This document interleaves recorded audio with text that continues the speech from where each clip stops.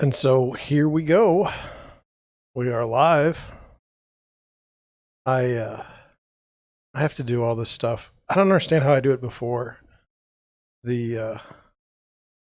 don't understand how I do it before it goes on. And I got to move all these pictures and stuff like that. So, looks like I'm live. How are you all doing tonight? We have lots to go over. Just want to check and make sure that it's going the way it should be on the screen. It is. I can see myself, but it's in delay, which is very strange. So, how y'all doing tonight? What are y'all doing?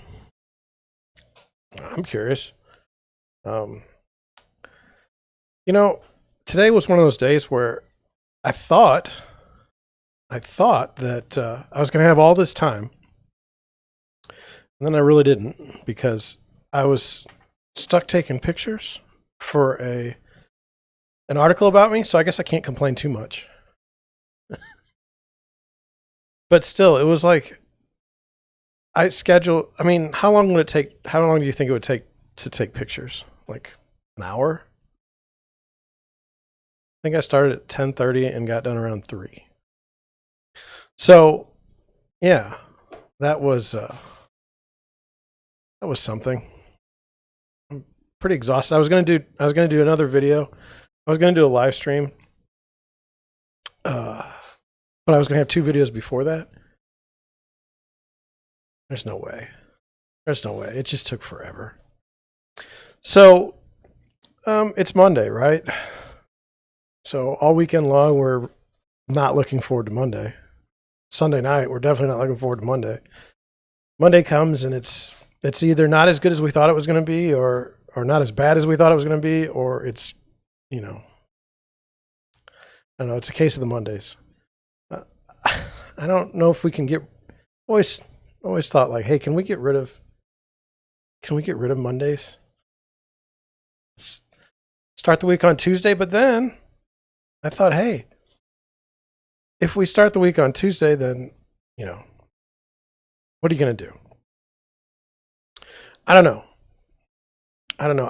I just never have liked the stress of Monday. In real estate, what you'll normally have is you'll have Friday. You'll go start looking at houses. Saturday, Sunday, work with buyers and sellers. And then Monday is normally decision day for an offer, at least in this market. And so for myself, right now I got nothing going on. I have plenty of time, but Monday's always a weird day because you end up, it's hard. Like I told you, I don't like Monday, but you end up,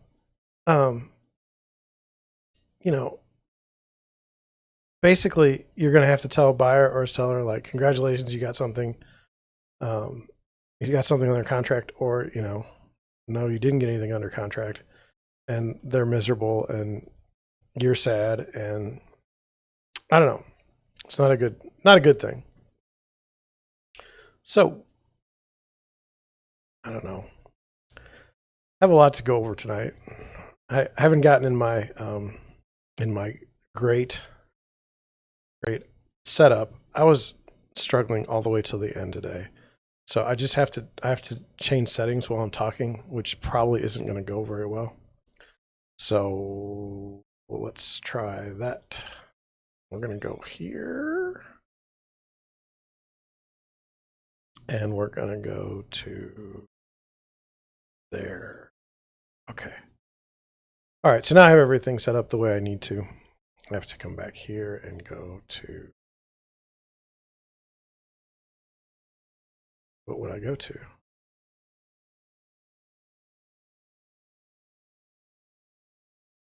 All right. Now we're good. If any of you can help me figure all this stuff out, that would be good over time. So let me get my notes up. Let me get started. So the first thing, this is my grudges. I'm going to talk about that.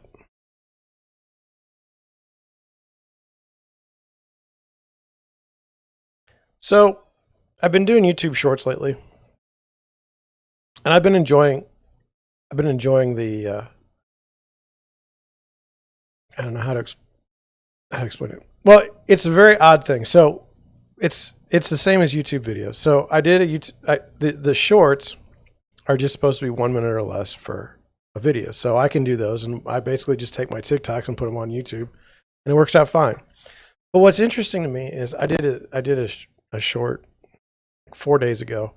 I thought it was really nice. I mean, I really enjoyed it, and it got like 900 views, which for me and a small channel that I have is good. And anyway, in that 900, I think I got like 35 or 40 likes, and then I got like 4 or 5 dislikes. And I just wonder, what was there to dislike about it? Seriously. I mean, I don't know. It's bizarre to me. Like, if you don't like something, you just leave it go. But no, just throw a bunch of dislikes at you. I don't know. Let's see. Like, as I go through this, maybe I can figure out how to do stuff. So we'll go to the YouTubes and we'll see. Except I need to bring you guys along. So here we go. Ready? Now you're with me. So we'll go to Deerwood Realty.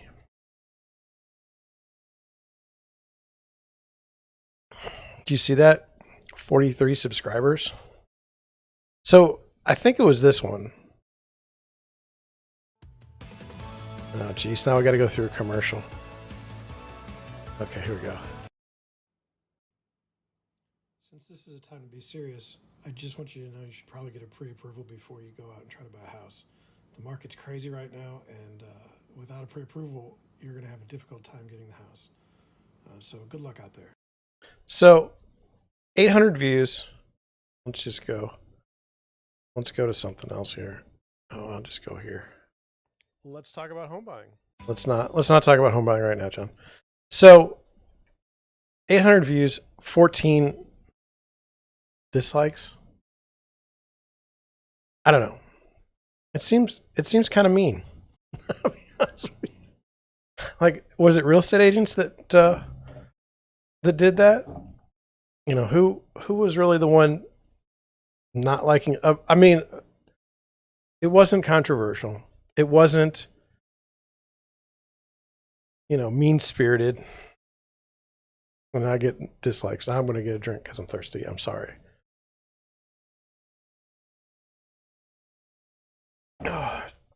So, yeah, that was that. Dislikes.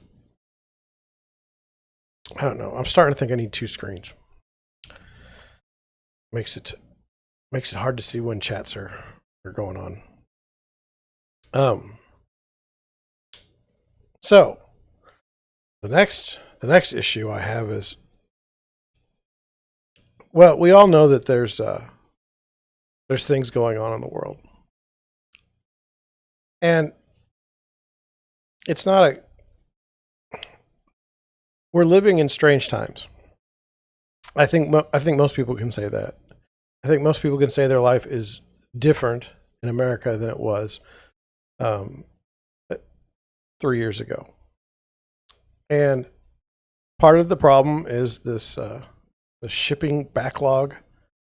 I'm not smart enough to know what the true story is and why the backlog's occurring. And I don't know about labor shortages. I mean, I don't really know the answer. But I do know it manifests itself in strange ways. As an example, in St. Louis, we have this franchise called Lion's Choice. They sell roast beef sandwiches. Okay. Depending on where I'm at in the city and the county, some Lion's Choice restaurants will be open, and some Lion's Choice restaurants will be drive-through only. Doesn't make a whole lot of sense. So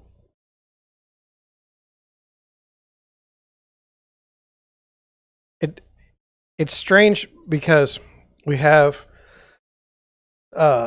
like you go to a Starbucks on a Sunday morning or a Saturday morning or Saturday afternoon.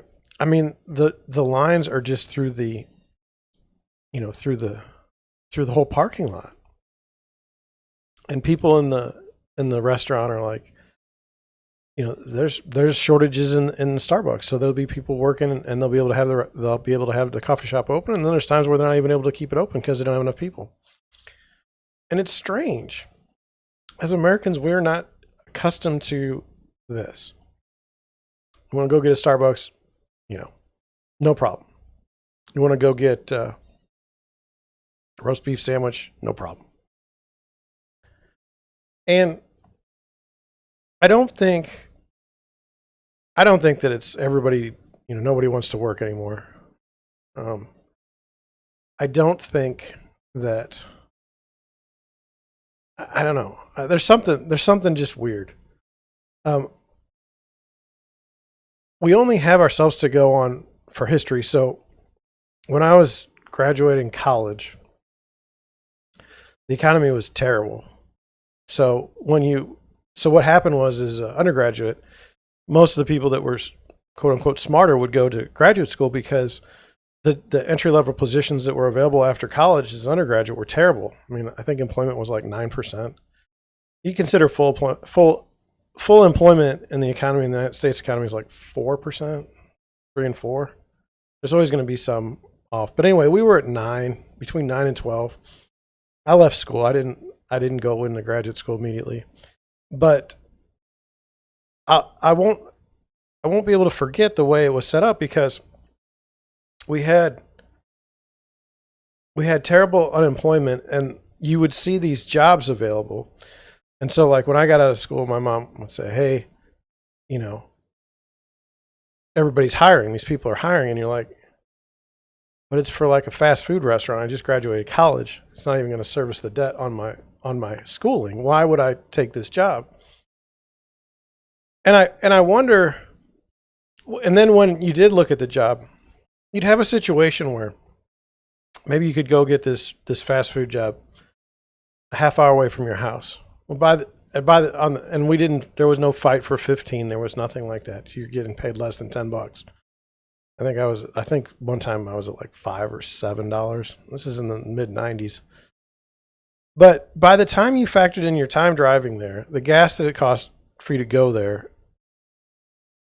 and the amount of hours, it didn't make any sense to work. And that's what I wonder, if that's what's really going on. And not as a complaint to the administration, not trying to say, hey, this administration's not doing a good job with the economy. This administration's doing a great job with it. Not anything like that.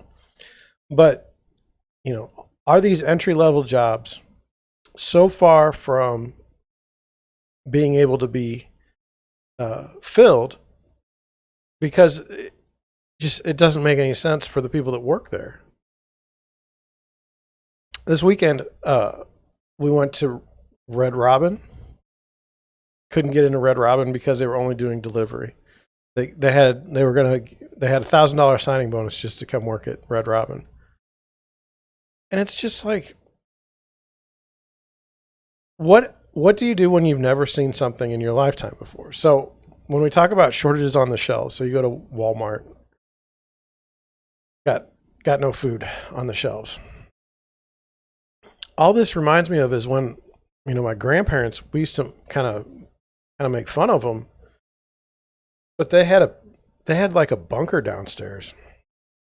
They had all kinds of canned food, and they were always ready in case, something couldn't happen.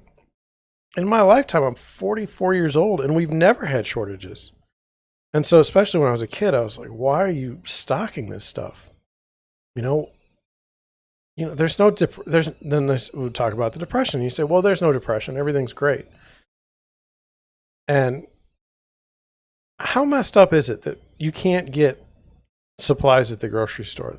Like, how weird is that to you? I remember, the toilet paper craze a while back. We couldn't get toilet paper. Is anybody cheering the fact that we're having shortages? do people, are there some people that want us to have shortages, or is it just happening? I don't know. But when you look at like a car shortage because the chips aren't available, they said toilet paper shortage, computer chips, not so great. That's the one I don't understand. So I can't get a car stereo because, the chips for the car stereos aren't there, but I could get the iPhone 13. I got an iPhone 13 and I got it within, I don't know. I got it within, I don't know, a week after they came out. 2. Why? I suspect Apple has, worldwide supply chain. Why were they able to get stuff when nobody else was? And that's it's so selective and so strange. And I don't know. I just wonder what y'all thought about that. It's weird, I think. And like I said, I'd never seen it before. One of the things, moving on. See, I don't do very well. Nick Rekieta, that's the guy I model my live streams after. I cannot go on a rant for 20 minutes if I'm not mad about something. And I feel weird being angry about something online. So it doesn't work for me. But I wanted to talk about something like absolutely glorious. Those of you with families of children would recognize this. I was single up in my mid 30s, but anyway, the one of the kids this weekend had 2 soccer games on Sunday. One was at like 2 and one was about 8. This was on Sunday. So we had to leave for the first one. It was in O'Fallon. We had to leave for the first one around, I think, 12:30. But you talk about an enjoyable part of your life, something that you can actually enjoy, and not have it be ruined by politics or the world. You go to a soccer game with your kids and watch them play when they're actually enjoying themselves, and they're actually decent. They won both games. We had one season where they lost every game. It was terrible. But this year they're doing well. And in the first game, I think the weather was about 74 degrees and sun was shining. And just sitting in a lawn chair, I had my Dr. Pepper, had the wife next to me, sunglasses, hat. It was really nice. And then we got done with that game, I think around 4:30. We ended up going to eat. Went to Red Robin, couldn't eat there. Went to Five Guys next door. They were open. Then we came home. And then about 2 hours later, we had to get back in the car to go to another game in Maryland Heights. And it was strange last night. We were in a huge field, and it was old farmland and really flat. And we were getting like a mist on our clothes. But just to sit there and watch kids play soccer and not have to deal with any sort of weird stuff, it's nice. And so like if your kids watch, if your kids play basketball or volleyball or baseball or whatever, and the parents aren't ridiculous, they're not screaming at the refs or anything like that. They're just going to have a good time. I mean, this could be one of the biggest joys in life, honestly. I mean, it was really nice. I can't imagine having been anywhere else. It was so nice. And so for all of you, I just hope you get the chance to go and do something like that. And that's it. Homeless count. So wanted to go over the homeless situation here in the county. A little strange. I don't know if the weather is keeping the homeless down. We had rain for 2 days when I was out, and then the only homeless I saw this weekend was at 55 in Rivers Barracks, people watching you on the one side, and people on the other side of the highway. I mean, it's okay. I just feel bad. There was another guy in the city that was homeless or begging for money, but he was at the wrong intersection because there wasn't a lot of traffic. Well, he was working late. It was like 5 o'clock on a Sunday. So I don't know. There's something not right about our society when there's people outside. Well, I say our society. There's something not right about having a bunch of homeless people on the streets. I don't have an answer. Like, are they trying to be on the streets? I don't know. Do they need help? I don't know if they don't want to be somewhere. But again, 1995 to 2000, this didn't happen. It just didn't. This was not okay. So, that's what I have on that.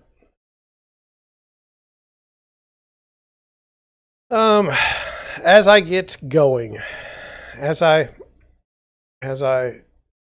do better with my storytelling, as I become more of a wordsmith, I wanted to go over something with you on YouTube. And I can't talk about it too much because it's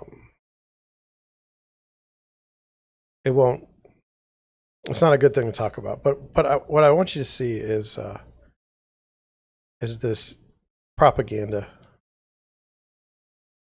I'm going to go to it. Here we go. I don't know if the sound's going to play for you. I don't know if you're going to get but look at this.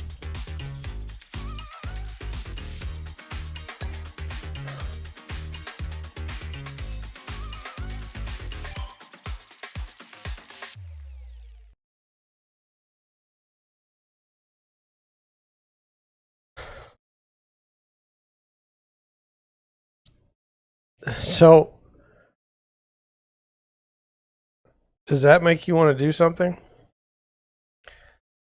Like, have you ever seen a gamer that looks like that? I mean, it's just odd. As you get older, you wonder how much of the stuff you've seen in your life is just blatant propaganda. And I'm not talking about the topic that was in the video. I'm just saying, look at the ridiculousness. Like, hey, we want to relate to gamers. Oh, you're a multi-million-dollar organization. You say, you know what? Our biggest problem is gamers aren't paying attention to X, Y, or Z. And so what we're going to do is we're going to put out, we're going to hire an ad agency to put out this ad, and it's going to appeal to this group of people. And then when you see that, millions of dollars spent on that ad, because it was all over YouTube. So, what's the deal? What do you think?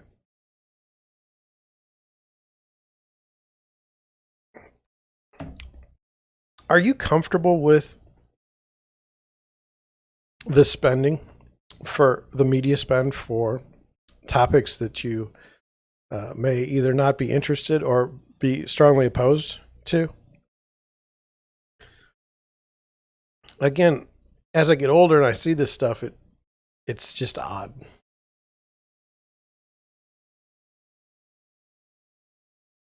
And to me, marketing has gotten more pernicious,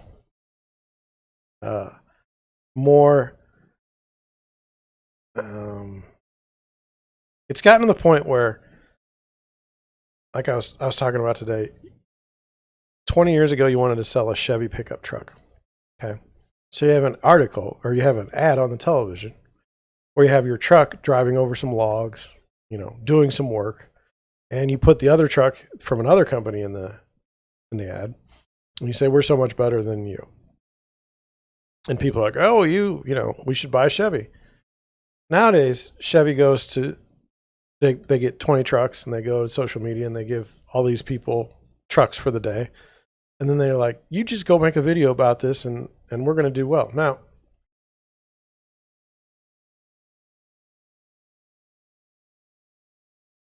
how does that warp reality? So you have all these influencers, you have all these social media people, and they're saying, oh, I just happened to get the new truck.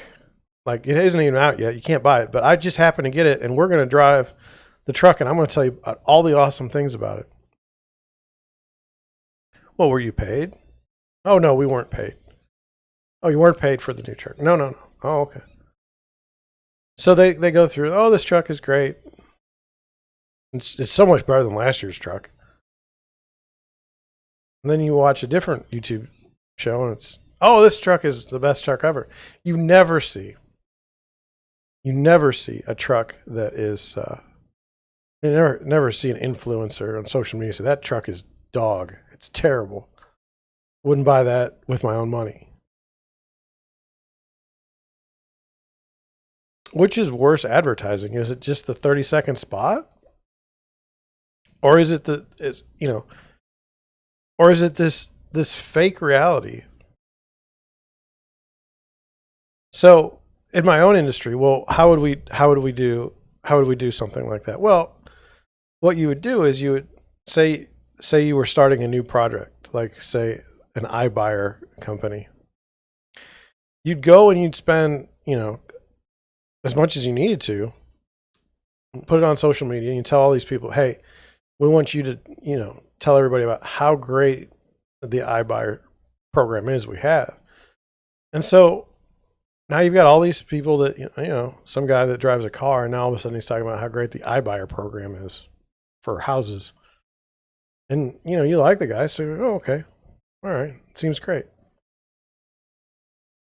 The when you have a paid promotion in YouTube, you're supposed to say, paid promotion. But if a company flies you somewhere, pays for your hotel, pays for your, dining, lets you drive a truck that no one else has driven, isn't that some sort of payment?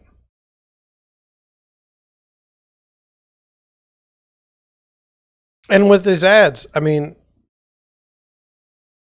what's to stop? What's to stop a company from,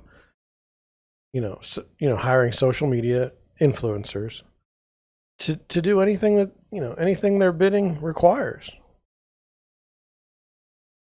It just seems like, even in this reality, okay, where I've got this platform, YouTube gives me this tiny, tiny sliver of space where I can be real, okay, for the most part. Now, there's things we can't talk about, okay, but you never, ever, ever had this amount of this ability to be able to be with your audience in the past. You could never, in the 90s, you couldn't film something. You couldn't afford it. And even then, how are you going to get it on television so people can see it? It just wasn't possible. And now, because there are gatekeepers, don't get me wrong, but you can have this diverse voice on YouTube because you can get it out there. And that's the good and the bad of YouTube. So I've thought for a while now, if you can write a headline on YouTube that says, hey, I got banned from YouTube. Oh, you are so wonderful because you were banned. Okay. Oh, they got banned. We need to know what they're saying that's so bad that it needs to be banned. It increases views. Now, it doesn't increase views on YouTube, and that's the problem. So they say that YouTube is the second largest search engine in the world. Okay. They say that, so that's fine. So if you're not on YouTube, where are you? They say, well, you should go to Rumble. You should go to Facebook Live.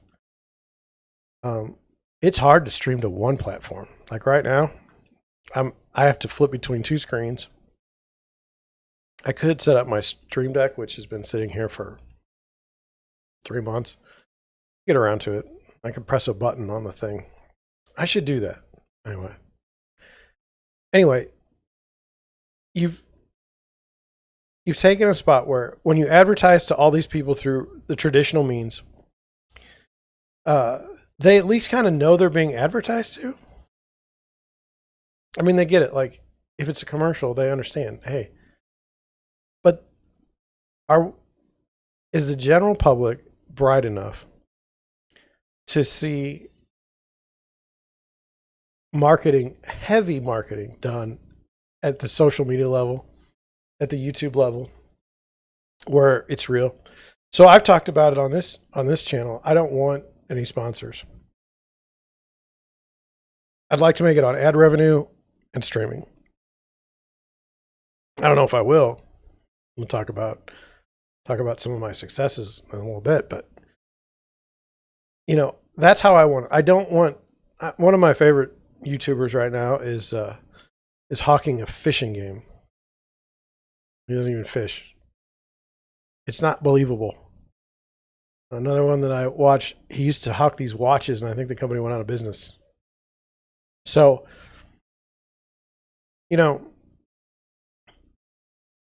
this is a dangerous spot when you have people on the corporation side selling a product and you not knowing it, or you not understanding that when they're out on these test tracks and everything's being filmed and highly choreographed. I see some of these advertisements, and isn't it weird that they all show up on YouTube the same day? Do you think that's by accident? I don't know. It's tough. I just want you to know that that's out there. Maybe you already know. Maybe it's not a big deal to you. Anyway, I thought that'd be kind of funny. So, let's see. How do we want to do this? Let's talk about where we're going and how we're doing so far. So, shorts, few more subscribers than normal. My regular videos, a little bit more traction than normal. Started with 0 subscribers. I'm up to 43. Need to be at 1,000 for monetization. I got 200 watch hours in. So, I mean, it's going, but it's going slowly. So, with my channel, what are the issues? Well, number one, I do talk about real estate. That is my main thing, but no one wants to hear about real estate all the time. So my videos, they're going to be people that are searching for certain stuff. Now, because I'm such a small channel, I don't really show up and search for anything. So I literally have to bide my time making videos that no one's going to watch. And the same is true with streaming. Who knows I'm even streaming? I have like 42 subscribers, 43. I'm sorry, 43. Didn't mean to short anybody. How am I going to have this massive audience that's even going to know that it's just not going to happen. Of my 43, maybe you're eating dinner, maybe you're in a different time zone. So it's really fascinating. The way, there's different ways to build your YouTube channel, and it sure as heck isn't going to be for me like a viral video, because let's face it, there's nothing going on with real estate where the topic happens and people are typing it in and searching for it. So some of the most terrible things that have happened so far in real estate this year. One, you had the condo collapse. What am I going to add to that? I'm not an engineer. I could talk about the home inspection process, or the condo inspection process, but I don't have anything where I'm just going to be able to just have something where if I put something out there, everyone's going to watch. Now, I think it was yesterday. I made a bungle I have to fix. So there, I fixed it. Colin Powell died. So for people my age, Colin Powell was a fascinating character. In the Bush White House, he was, I don't know. Anyway, all I know is I remember, I don't even know where I was. We were talking about invading Iraq. And he held up this little vial and said, this much anthrax or this much WMD is enough to destroy like a major city in the United States. And everybody's like, oh my God, well, we better go take care of this. And as those people are dying off now, Rumsfeld passed away a while back. Colin Powell now.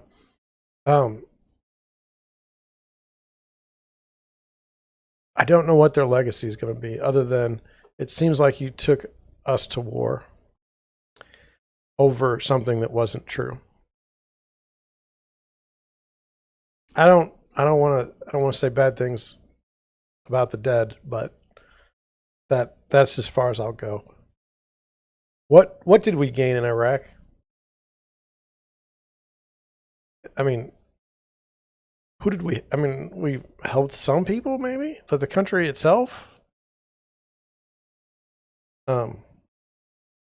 So like as these people are, and then the other thing that Colin Powell was good at, and I'm not going to be heavy politics, but every election he would always vote. He would always say afterwards that he's going to vote Democrat, and like clockwork, every single election, it would be, here's two people running. Oh, Colin Powell's voting for the Democrat, but he's a Republican. And that's the other thing. I'm not going to take too much time, but you see all these guys. Robert Mueller. Oh, he's a Republican. Okay. Colin Powell. Oh, he's a Republican. Well, he voted Democrat. Well, no. That doesn't mean anything. Every 4 years he comes out and that's the way it is. Okay. These are the types of things where the covers over your eyes are finally taken off when you live it long enough. You can't hide this stuff over the years. I mean, all the things that are just broken. So anyway, now I did a Recator rant. Anyway, what I was saying is if I did something timely, okay, if there was something in real estate timely and I did did a video on it, my chances would be higher to get found in search on YouTube. But like one of the most important stories for me this year was the story of these poor fellows that were arrested in Michigan. A real estate buyer's agent and his clients were put in handcuffs for the agent was showing a house, and he even gave them his card and everything, and they still had to put handcuffs on him. And just absolutely disgusting. That video for me, I don't know. I can go pull it up right now. Let me go real quick. Oh no, I can't. I don't know that video. Let's see. I'm doing it. Give me a second. Please hold. Oh gosh. Okay. Here we go. Let's see. Here.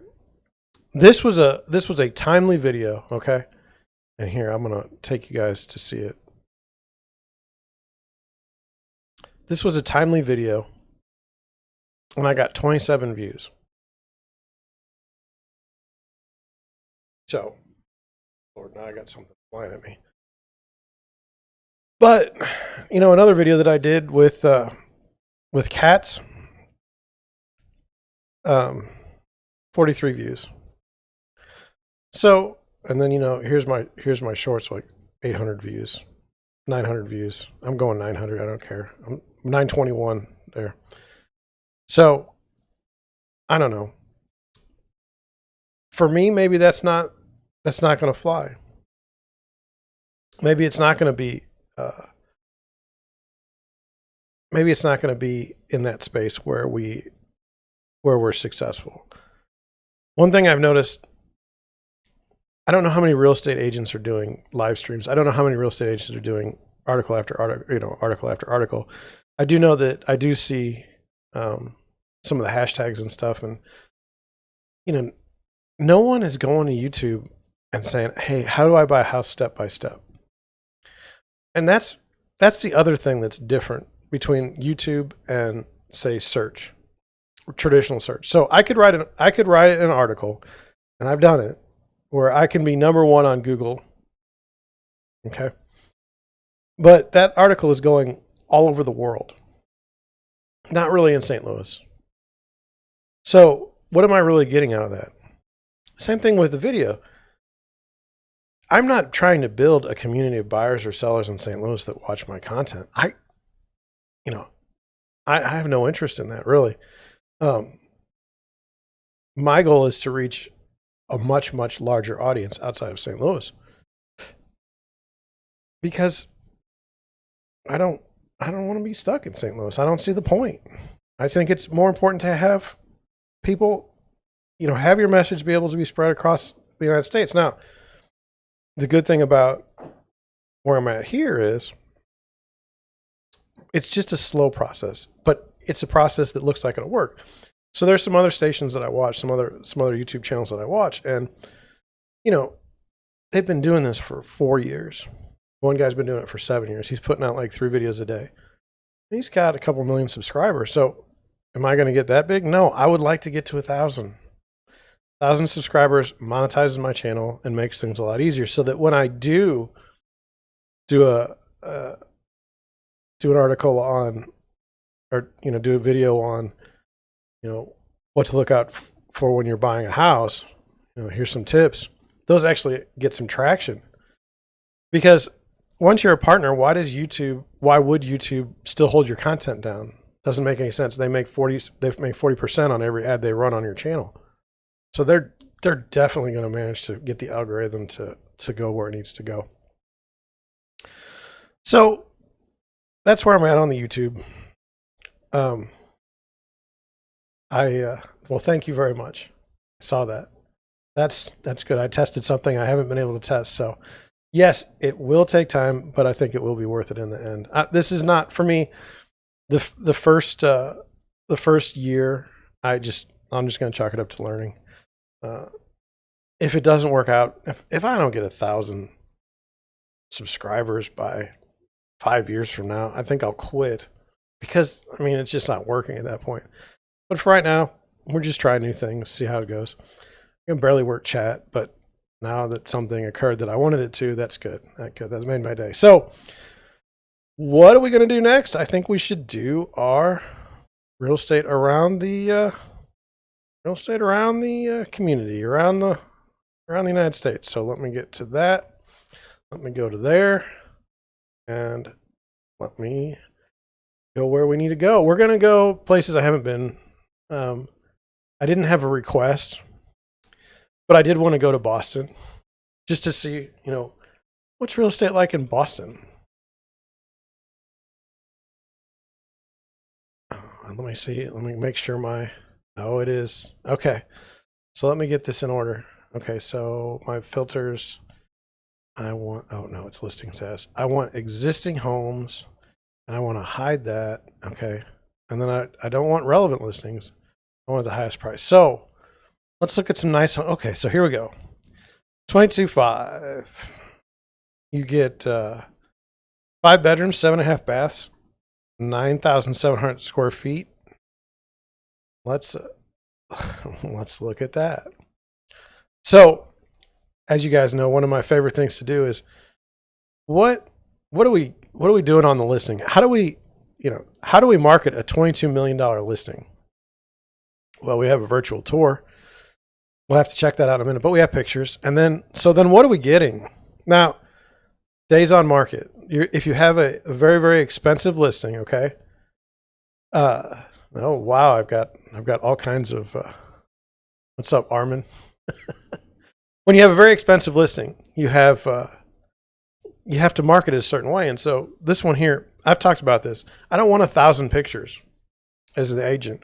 They've got 20. So let's see, 20 pictures at $22.5 million. Okay, look at that. Oh boy. It's open. Look at your price per square foot. $2,303 per square foot. It's been on the market 770 days. Okay. So if you're like me, if I have to hold a listing for more than 6 months, I'm going to go crazy. Okay. Because obviously I'm not right on the price, and obviously the marketing's trash because nobody bought the house. Even in the worst markets, if I've got a property that lasts for 6 months, that's embarrassing. It's not embarrassing. These are high. Who has $22.5 million for a house? But you go through this and it's like, oh, we got a nice little workout room. One of the things I wanted you to see though, here we go. Now, 20 pictures, not 100. Okay. And for me, that's fine. if I want to go see that, it's a $22.5 million house. If I want to go see it, I'll just go see it. But you get a 1-car garage, and it was built in 1899. So, what about the flood? Noise level high. I don't know what FEMA flood X means. You're literally, I mean, there's Beacon Hill. Not that I know anything about Boston, but I do know that might be a place that's noteworthy. Where's the monthly payment? Okay, so monthly payment is $92,400. $10,000 a month in property tax. So, good Lord. I don't want to virtual tour this one because it's not. I don't find the house that interesting. So now we have a $16 million house in Boston. What do we got? And see, it's here twice. But look at your square footage. 8 bedrooms, 6.5. So let's. It's got a 2-car garage. It's got 29 pictures. See, they don't mess around in Boston with too many pictures. Oh, look at that. Look at that fixture. Oh man, look at that kitchen. Oh, we got a nice little deck. Ugh.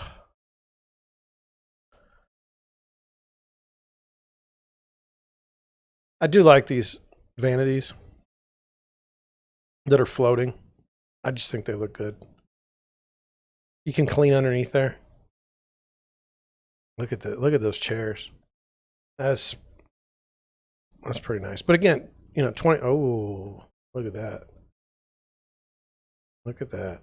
Now that you're on the roof. Look at that view. That's nice. Very, very nice. So, what can you get in Boston? This is what you can get in Boston. Do we care about condo? Look at this. 12 million. 10 million.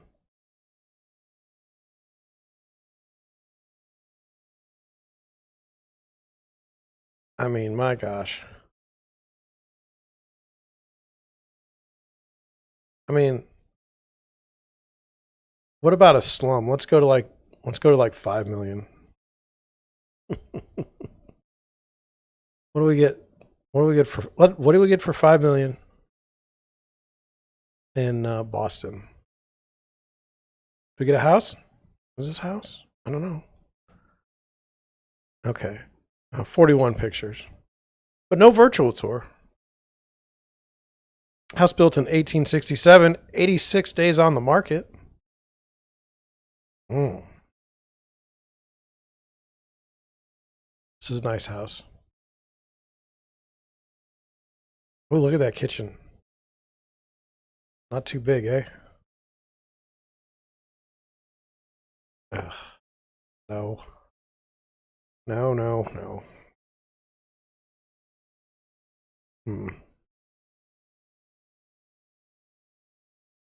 I do like this. See, they have a clawfoot tub, but it's not with the shower. That's for a bath. Okay, that makes sense. The shower. One time we represented a buyer, and she got into an argument with the builder of the house because they had a clawfoot tub, but she wanted to take a shower, and so she had a glass enclosure put in around the clawfoot tub. Made no sense, but that's what she wanted, so that's what we did. I mean, you listen to your buyers, but it was stupid. It was stupid to argue about. See, now this is a clawfoot, and they've got this thing around here, and that was the complaint. I think it was the master bedroom shower, and she was like, "Look, this is going to get everywhere," and she was right. But to argue about it was like, just get it done, because it wasn't a cheap house. Washer and dryer on the second floor. I hate that, because if it leaks, then you ruin your first floor as well. I'm practical like that. I don't have a $5.5 million house to be worried about. This is small.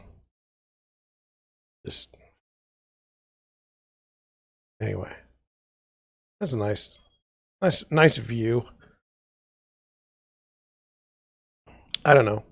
Just for fun, we'll go back and we'll say, like, for price. Let's go with what does $350,000 get you in Boston? $350,000 gets you a 2-bedroom, 1-bath home for 540 square feet. Here's a 4-bedroom, 1-bath home, 1,200 square feet. That's an apartment. These are all apartments. We're not getting a house. Doesn't look like. Of course, that's the way it's, I mean, you're not going to have a single family home. Here you go. This is interesting. You got a 3-bedroom, 1-bath, 877 square feet with an 877 square foot lot. Now, see, you can see that's not really what we would think of as. Isn't that something? And that's the other thing. You look at construction, it's a condo. 165 days on the market, so they missed. So, like, no one asked me, okay? But you're going to take a picture of this house. Like, say I'm doing the listing.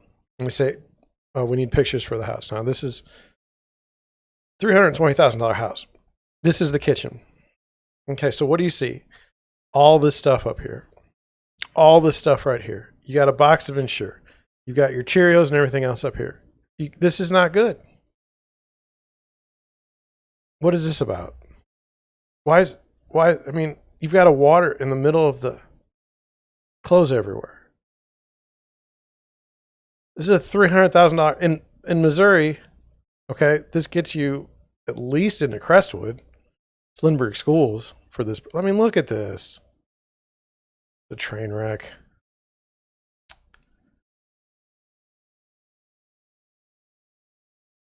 $877 square feet. For $320,000 in Lindbergh School District, I think you'd be about 1,200 square feet. But I mean, you can see which one's for sale. This has all the stuff on it. This one doesn't. Okay, so that was Boston. So I hope you. So I hope you enjoyed the Boston one. Now we're going to go to. I got to get my notes because I forget. Denver. So as you guys know, I am just stuck on Colorado. I do love it. I'm not so big on Colorado Springs. Not trying to kick anybody, but you got this. I'm going to do single family home and condo. Oh, I'd do townhome too. I don't care. But I don't want to look at vacant lots right now. So Cherry Creek South, I know that area. But let's see. For 3-bedroom, 3.5 bath, 7,134 square feet. This is a condo, but it has a virtual tour. This one here is 6.4 million. 12,000 square feet. Let's go look. 28 days on the market. I'll take it. 28 days on the market. 10-car garage. It's got a video tour. Let's look at the pictures first. So that's kind of cool.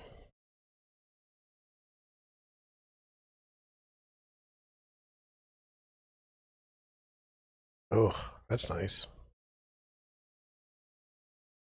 So, yeah. Cherry Creek, there's the mall.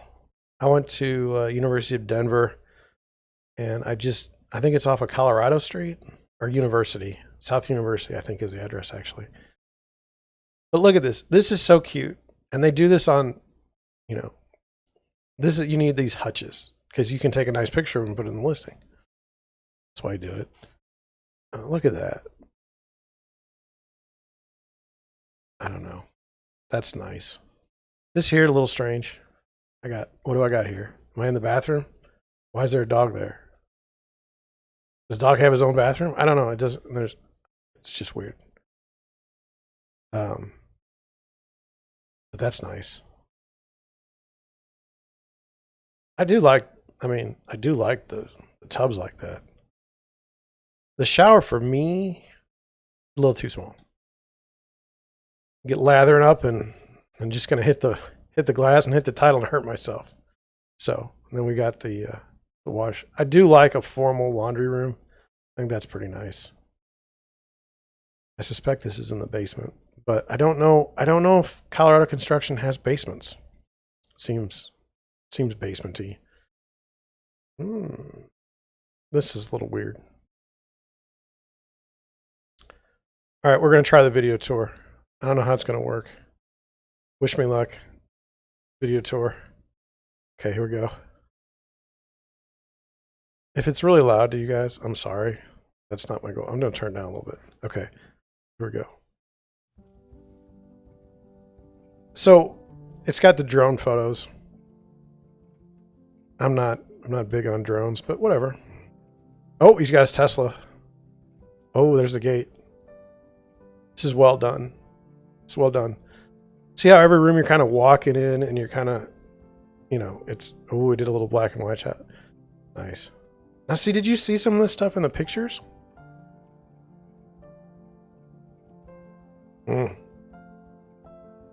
They did. Now, I know that there's multiple $1 million difference between the last house we saw and this house. But, you know, you can still keep your areas clean, like your kitchen clean. You don't have to have a $6 million house to clean your kitchen. Oh, a little wine cellar. I don't need that at all. Oh, see, you didn't see the Porsche in the pictures. We saw the BMW. Oh, and the waitress. See? Oh, man. I'll buy it. I'll buy it. Good Lord. Oh, are you not? Oh, gosh. Anyway, that was it. That was it. So hopefully you got to see it. If you didn't, because I screwed up something, I apologize. Okay. So,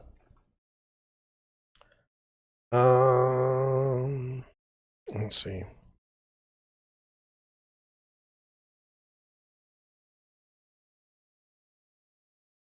When we used to look online, it was like, what does $1 million get you? And they would go, there used to be a television show. What's $1 million get you in these different places? That's kind of what we're playing today. I'll go into this and let's see.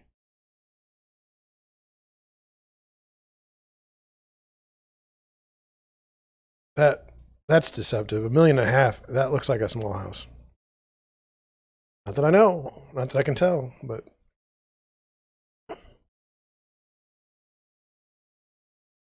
so let's see.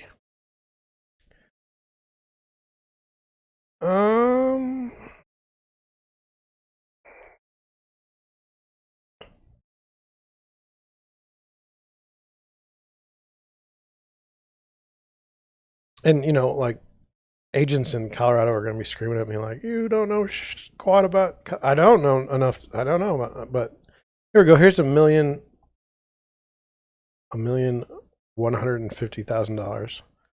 4-bedroom, 3-bath, 3,000 square foot house on Adams, which is there's University Hills, and I believe that's where University of Denver is.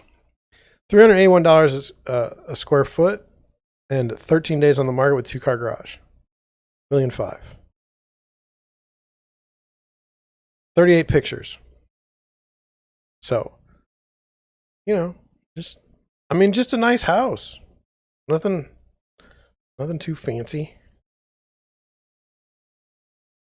But again, we don't have cereal all over the place. We don't have our Ensure box on the trash. That was disgusting. Nice shower. Right there. Pretty sweet looking. Baseboard heat, electric baseboard heat. Kind of interesting.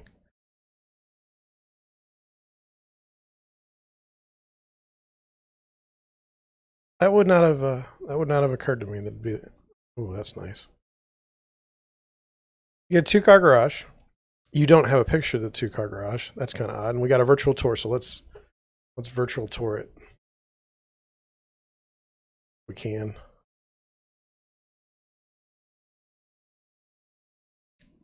I might have to change one thing. Let me see. Let me see right here. That wasn't it. It's this here. Here we go. Nope. This. Properties. Oh, great. It's not there. So now we won't do it. But anyway, it would have been nice. Now I got to close that. Okay. Actually, it's not. It's not even the 3D tour like I thought it was going to be. So let's forget that. Anyway, we're back. Let's go back here. Okay. So that's what gets, you know, $1 million gets you. Now, for fun, let's do the same thing. Let's go 250. What does that get me in Denver? $250,000, 1 bedroom, 1 bath, 810 square feet. It's got bars on the windows. I don't know if those are decorative. HOA fees are $325 a month. 1 car garage. 10 days on the market. It's a townhouse. It's not bad. Not bad at all. 22 pictures. But not anywhere close to where I want to be. Nope. All right. Where are we going to go next? I'm tired of Denver. Minneapolis. Does anybody know anything about Minneapolis? I don't. Let's go here. Let's take that off.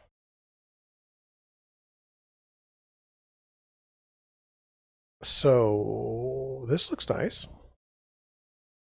This looks nice. Let's take a look at it. 88 days on the market, 5-car garage. Right next to a lake. 101 pictures. No, I'm done. Not doing it. I'm not doing it. I don't want to go through 100 pictures. I showed you a house for $22 million that had 20 pictures, and we're going to do 100. Nope. Let's do this. This is $4.5 million. 7,000 square feet. It's also on a lake. It's gorgeous. 45 pictures. I'll take 45. I think we'll be okay with that. Look at that pool. It's slick. Been on the market 91 days, so they need to. Oh, your estimated payment's $20,711 a month. Yeah, totally something I'm getting tomorrow. Oh, look at that. That's nice. A little fish. It's a fountain. And the woodwork, yes. Yes. I mean, that's nice. They got a fire. I mean, I realize it's $4.5 million, but you know, there's no insure boxes or cereal boxes on top of the refrigerator. Oh man, nice. See, I could see myself living in something like this. Well, this not so much. I just right when I said it. This is a little. And so, oh, nice bathroom. When you get a listing like this, like everything has to be right, okay? And so one of the things is you have to have this wording. You have to do it right. And so you say, you have to write this up. And in the listing, you only get so much space. So it's really important that, you know, you write it up. So here's the write-up, just a part of it so that you can, you know, it's not the same as like a house in Afton.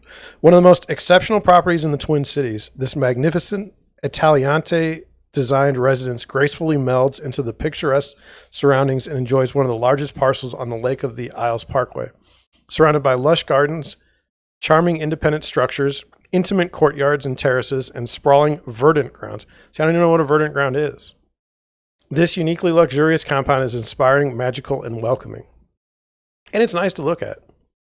Captivating water vistas, elegant public spaces with soaring volume, handcrafted details, and one-of-a-kind finishes Beautifully renovated kitchen, inviting owner's wing with renovated marble bathroom, lake. See this? It stops being a sentence. Lake facing library office, majestic medieval style family room, hidden wine cellar, abundant storage, dramatic curved walls, ceilings, window wrapped European style pool house with turret and roof deck, charming 2-story carriage house, garage. See, when you get to be, 4.5 million, you don't have to write things in sentences. That's basically what I've learned. So, what do we got? What else we got? I'm not big on condos. For me.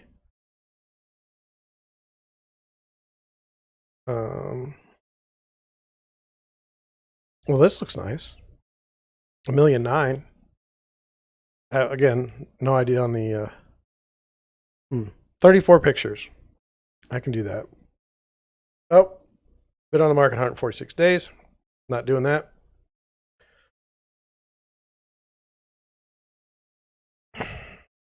Let's do this one here. 410 days. At this point, you're not getting an accurate view of what something. 17 days. Okay. 76 pictures. We'll look at a few, but I'm not going to. I don't, for those of you watching, what do you think about this picture as far as like, this is the house, but what does this tell you? And that's been my complaint about the drone photography for a long time. It's like, this isn't giving me anything. This isn't giving me a reason to buy the house. It isn't giving me a reason to go to the house. I mean, I know that you have to do it because your sellers want a drone photo, but it's like, and then here you go. Here's the foyer. You gotta have a nice foyer if you're gonna have a 1.7 million house. But just clean, nice, not cluttered. That's one of the things. It's like, are we gonna have a cluttered space? No, not in the pictures. This I don't like. I get it. You went to an antique shop and got it, but this to me is a little busy. I mean, that's my opinion.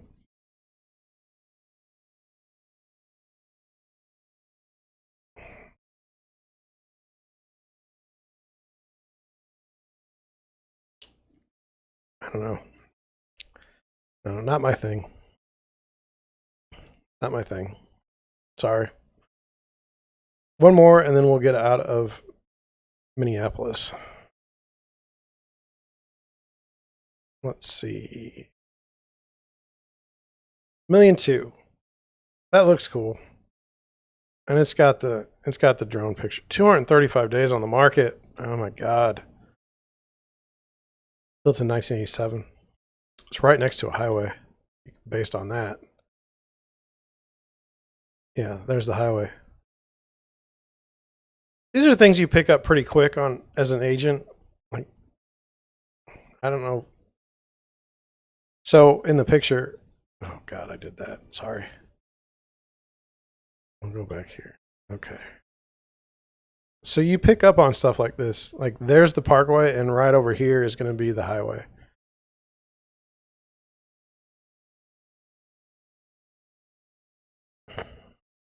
That's nice. Let's see these couches real quick. Or sectional, I'm sorry.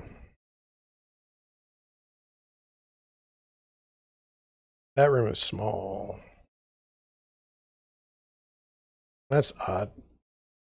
Not a negative, just you don't normally see something like that. And then, I mean, they did the floor around it. I mean, it's nice. This is a trend that I'm done with.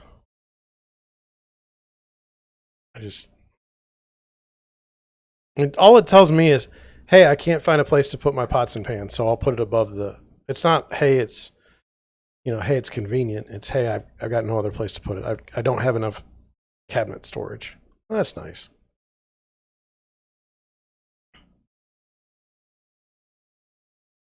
And so as a photographer, oof, you're trying to show details in the home that make it unique. So that's what they're doing right there. Can't stand the wallpaper, or if it's painting, can't stand that. And just nothing about this room makes me want it. I'm sorry. Exercise room with, see now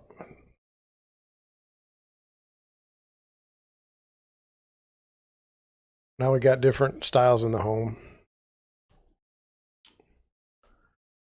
Yeah. Okay.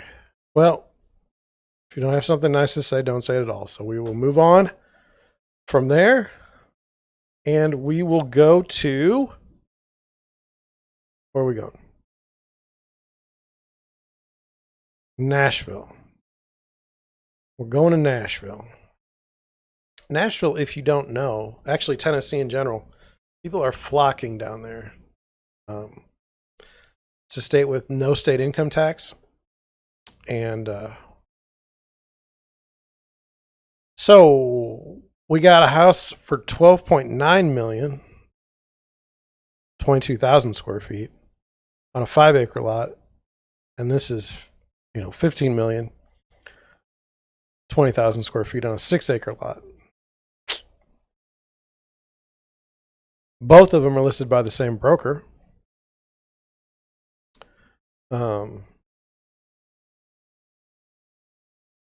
Nobody has more than 2 listings in this price range. So, should we look? I don't care about new construction. Let's look. I mean, this looks nice. Okay. Been on the market 165 days, 3-car garage. That's okay. When you're talking about, you know, $15 million house, not everybody can just, you know, $730 a square foot. I mean, that's cool.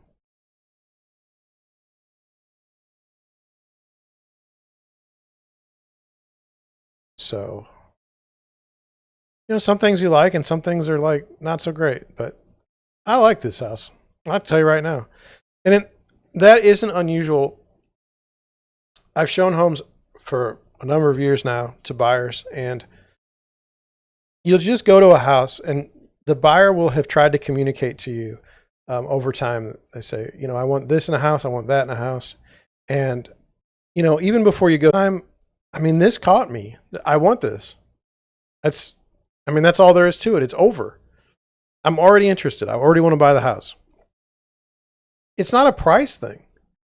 The price only enters it when, you know, when you're talking about what you can afford. So that's, you know, we set up the mortgage, we set up the pre-approval. So if you can, like, let's just say you can afford up to a $400,000 house.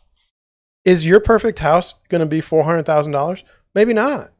Maybe not. Maybe it's a $350,000 house.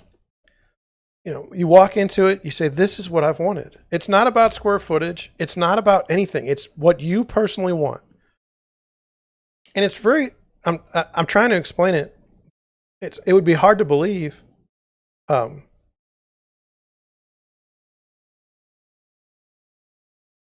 would be hard to believe if you hadn't done it before, or if you hadn't seen it. It's just one of those things where you walk in the house and it's like, oh my gosh, this is it. This is what I really want. So this house has things.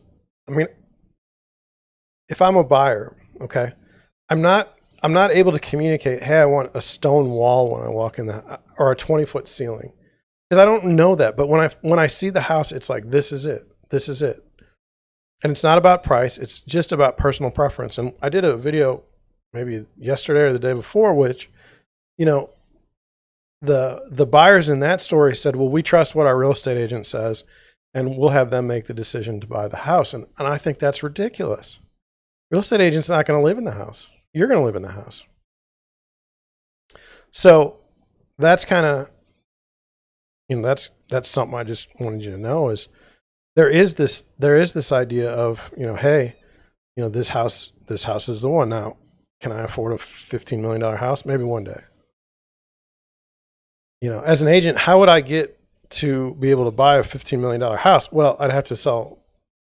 I think my average home sale price right now is probably around 350 average. I have to be in the millions. But then, yeah. So that was okay. I like this house, so I don't want to be too biased. But let's look at this house. It's almost 13 million. 4-car garage, built around the same time, been on the market 269 days. See, I mean, John, why don't you take $1 million listings?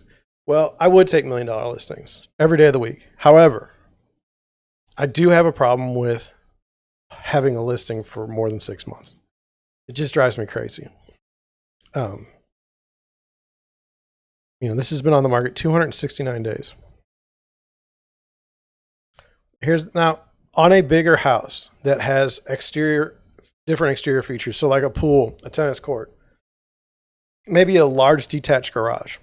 I'm totally fine with an aerial view. Okay. I'm talking about a house that's worth $250,000 and looking at a plain roof. I mean, I don't need that.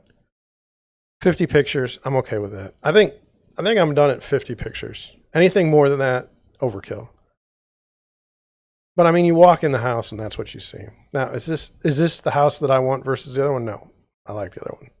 The ceiling's kind of cool here. Did you notice it? I don't know if you can see, but that's pretty nice. So that's this one. It's nice. I mean, I'm not a big animal guy. Like, look at my animal mounted on a wall. Not so much. Oh, look, we got a bunch. We got a duck over here. It's just not who I am. But if you have him and you think there's another bird we got. Oh, I did that again. Jerk. Anyway, we're out of there because I can't do it. Want to look at, and these are some interesting. I mean, this is Nashville. You wouldn't think they would have this. I mean, this is a lot of varying styles of home, just in the design. I mean, you go from something like this to something like this, very modern. Shall we look? 14,850 square feet. I'll look. 50 pictures. It's like they read my mind. So here we go. And I do like, if you're going to do a tour, okay, like you want, 26 days on the market, 6-car garage, $371 a square foot, built in 1952. If you want to do your listing pictures, you do it as if you're walking through the house. So, oh, look, this person, now you've already got the sense, you've driven into the house and now you're in the front. Okay. And here's the foyer, the formal, and that's nice. Now, what did you think about this though? There's nothing. We saw in that one house just a minute ago, we had our nice little, I don't even know what it's called, but there's nothing here to obstruct the view. You like that? Do you think it should be different? Just so you can see back here. Like what gets put underneath there when you're actually living there. I mean, that's a huge kitchen. Nice. This island is as big as my kitchen. Just the island. A laundry. I'm okay with that.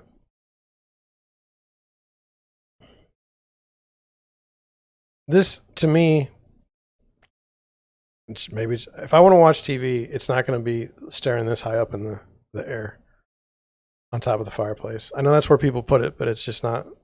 It's not where I want it. Too high. There's a little bar. And I mean, nice furniture. This has got modern furniture in it, okay? And it's like, no doubt. But like now we're going into like a more classic style furniture. And then I get confused, like what kind of house are we living in? Got a huge weight room.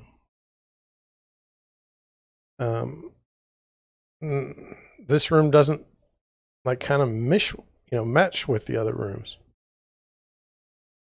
But you've got this. I mean, that alone is good enough. Got a air hockey table. I'm okay with that. But even this, you're in a $5.5 million. Now, I have a staging lady, and her name is Ellen. And too much space for you to vacuum. Yeah, I get that. I can handle that. 15,000 square feet. You're probably rocking right now maybe 1,000, maybe 1,200 where you are. So yeah, I can see that. But anyway, Ellen, nice lady. She's an artist, but she does this. She helps with staging on the way. And one of the things she says is in the pictures is, if you're going to get pictures taken, the least you could do is just unplug the TV. Don't have the cord showing. And that's, we talk about value. So what are you getting when you list with me? Well, one of the things is I actually go to the house when the guy's taking pictures, and I make sure that, or the girl, I don't want to be sexist, but whenever someone's taking pictures, I'm always there. And I'm always looking out for things like that because it drives me nuts. I know, this is a little weird. And this is ugly. But, see, there's the hutch. We talked about the hutch earlier. Get a hutch because everyone thinks the hutch is adorable. Even if you don't have kids, even if you don't, just fake it because someone's going to love it. That's the way it is. This is odd. This better be for like tractors and stuff because there's no grass or there's no driveway. There you go. That's better. I'll take that. I don't know. This outdoor space, and one of the things I've seen in my career is, outdoor spaces become very, as you go into more expensive homes, the bigger outdoor space you have, the better. And it's hard to do it right. This is done very, very nicely. No one's going to complain. But yeah, that is Nashville. And then our last one tonight, we're going to go to Atlanta.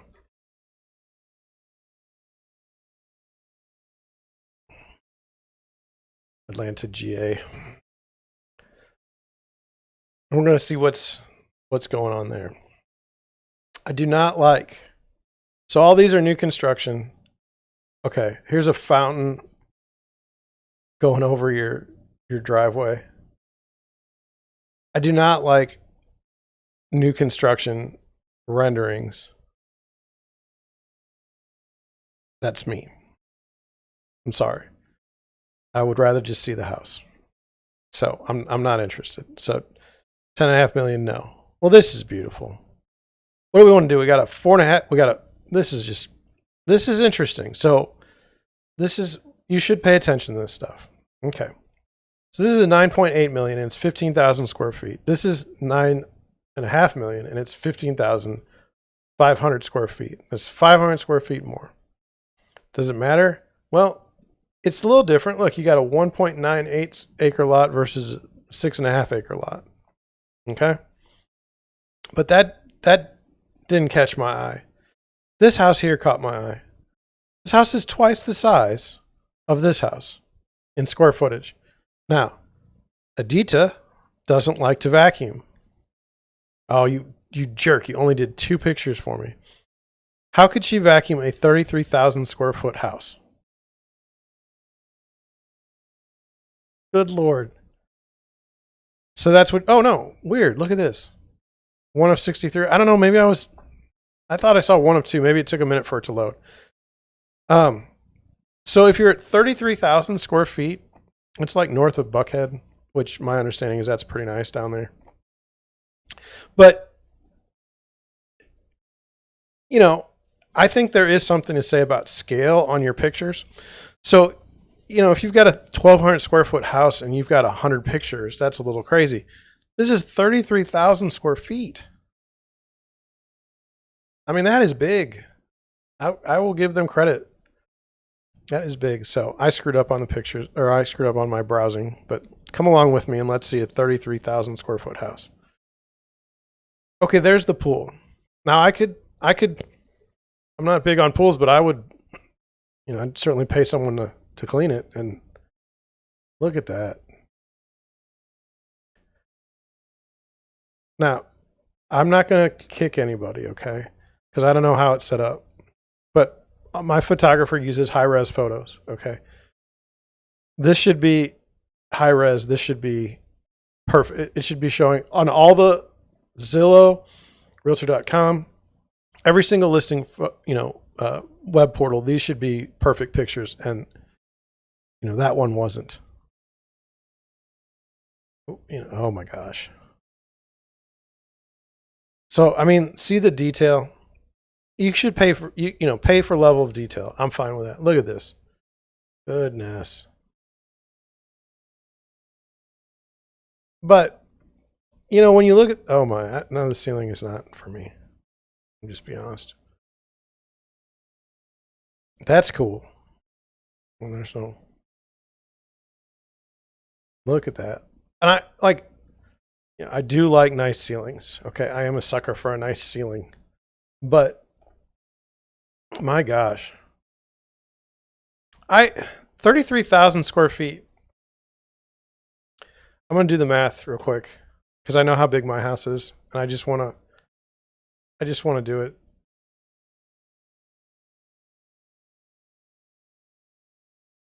Okay, so my house is about 1,400 square feet. And this house is basically 24 of my houses. I mean, my God. Ugh, that's something there. Look at that.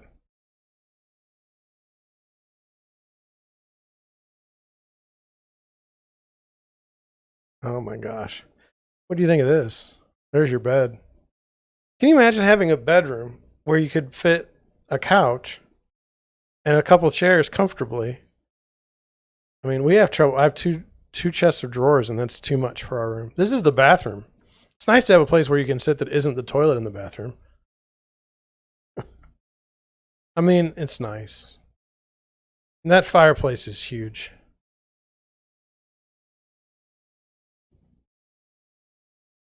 I don't even know what this is. This is a sauna.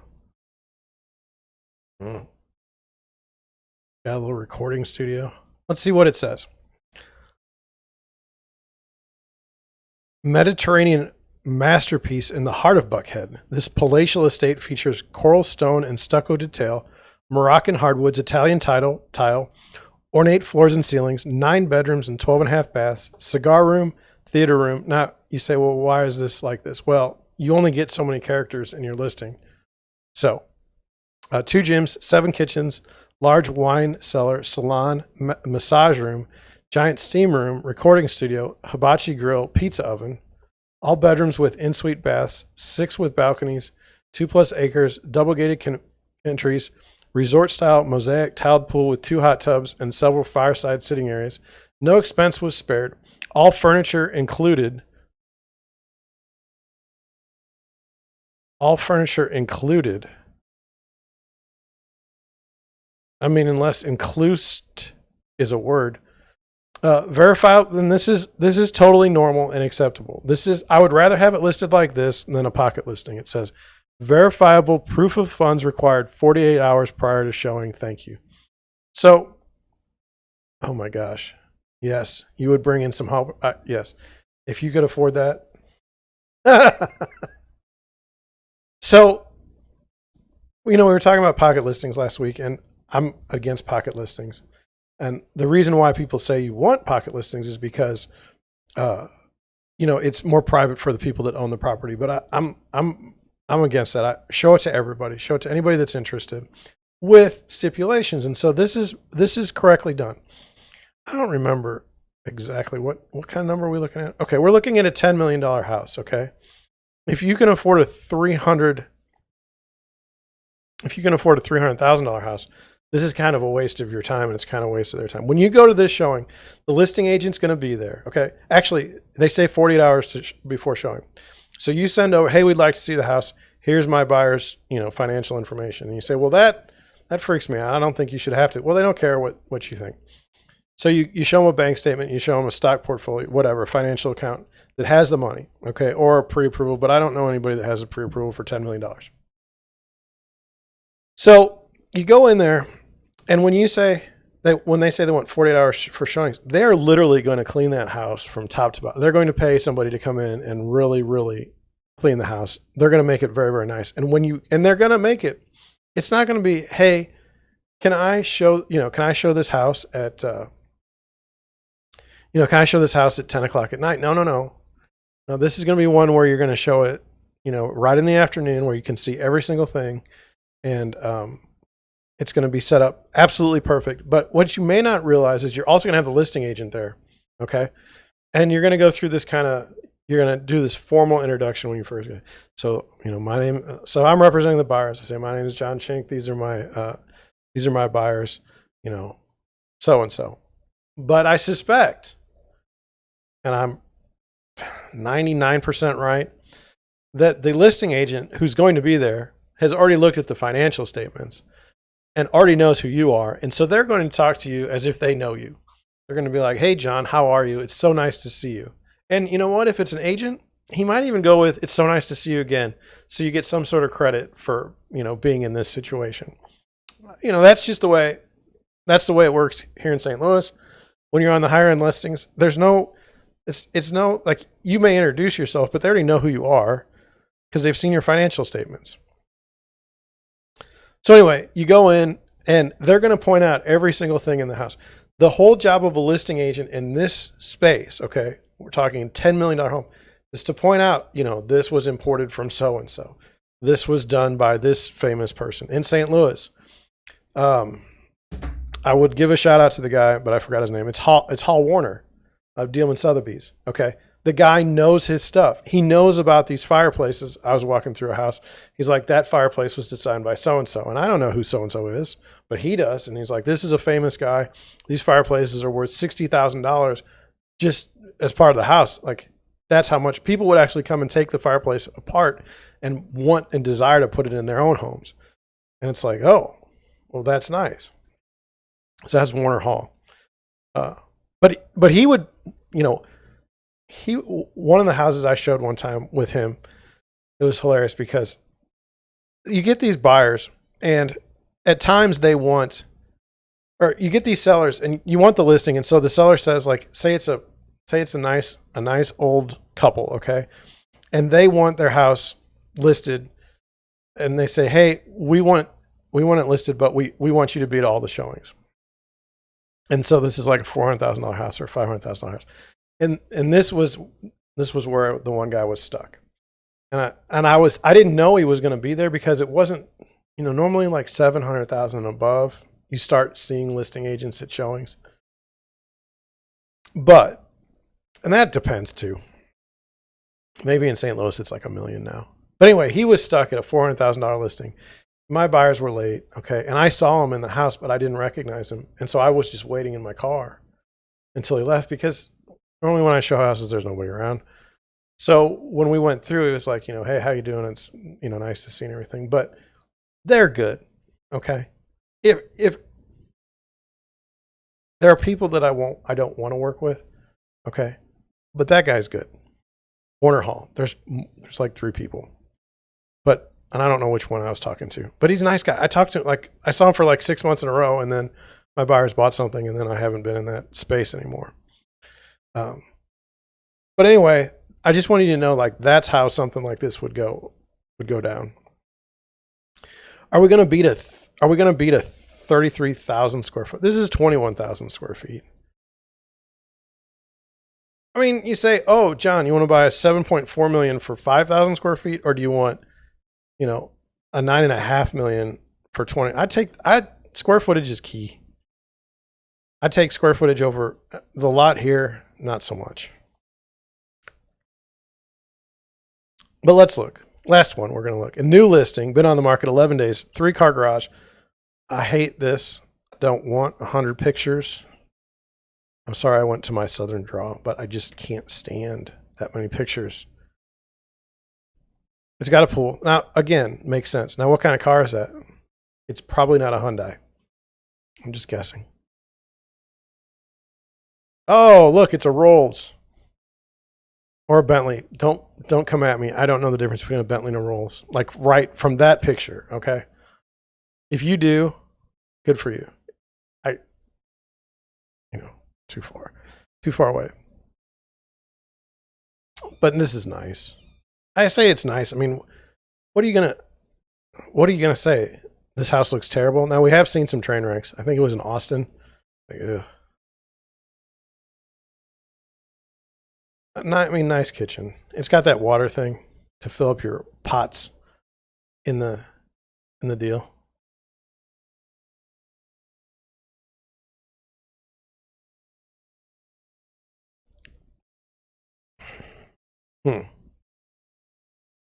It's got an elevator.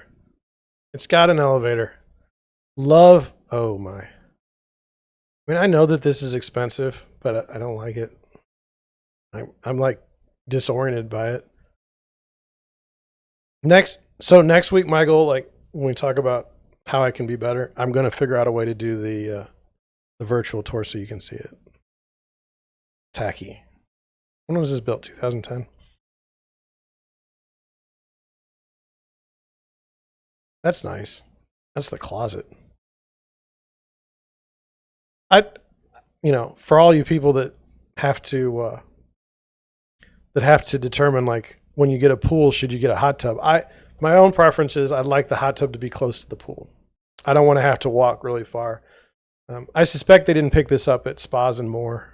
I suspect that's custom built. And I want salt water, I've decided, for my pool. Look at that. Now there's an outdoor space with a television and a fireplace. I'll take it. I mean, that's slick.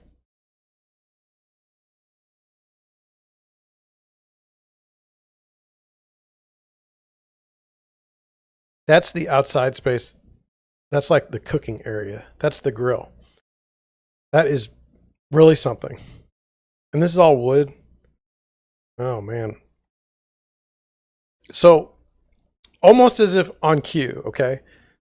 10 to 15 minutes ago, I was talking about if you're going to have a really, really nice house, the outdoor space matters, okay? It gets really important. And so in this house, look at this outdoor space. It matters. It's adding to the home significantly. Oh, look at that. That's the bathroom. That's the workout room. You guys can figure that stuff out. That's like the salon room. This has a urinal. The house has a urinal. Now that, I don't even know what to make of that.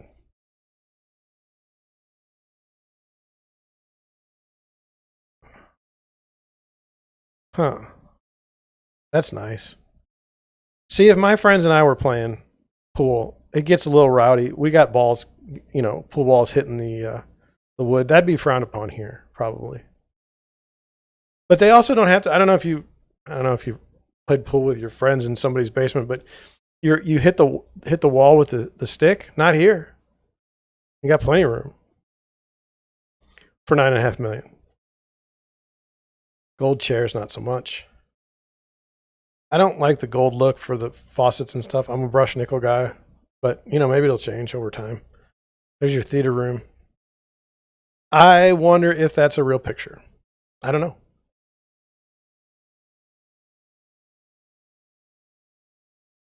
I feel like pianos in houses anymore, kind of cliche. If you don't know how to play the piano, just get rid of it. Don't pretend. So, anyway, I don't know.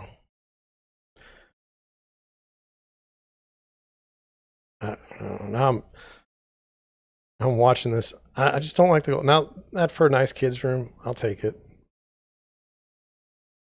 This here, like, unless your kid did it, I'm not into it. I don't know why this got stuck. I think I killed it. All right. So anyway, why? Yeah, well, I'm done. I'm good. So that was let's look at real estate all over across the United States today. Let's go back to our notes and let's get going. So, I wanted you to see an article. I thought it was interesting. I'm going to try and set it up for you. So